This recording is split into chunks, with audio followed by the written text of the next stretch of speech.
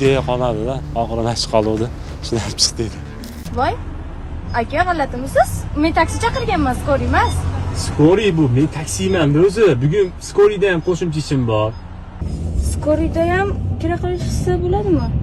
Faqat bir oyingda men qilib turaman-da, ancha-muncha. Xuddi mana shunday Andijonda havaskor blogerlar mana shunday tez yordam avtomashinasidan foydalanib video kontent ishlab, ushbu rolikni ijtimoiy tarmoqqa joylaganlar. Bu holat ko'plab muhokamalarga sabab bo'ldi.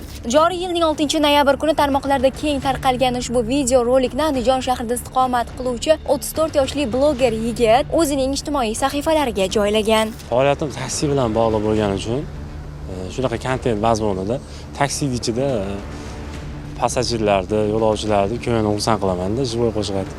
103 xususiy klinikani mashinasini oldik. Video qo'yish maqsadida ideya qolmadi-da, oxirida chiqoluvdi. Ishlab chiqdi. Kommentariyalarda turli muhokamalarga sabab bo'ldi. Xalqimiz uchun ko'ngilni olish maqsadida qildik. Yo'q, yaxshi emas ekan mana. Shuning uchun shu yerda turibmiz. Ushbu transport vositasini boshqarish mobaynida haydovchini bu avtomashinani boshqarish huquqi bo'lmagan va davlat raqam belgisini o'z boshimchalik bilan yechib olib harakatlangan.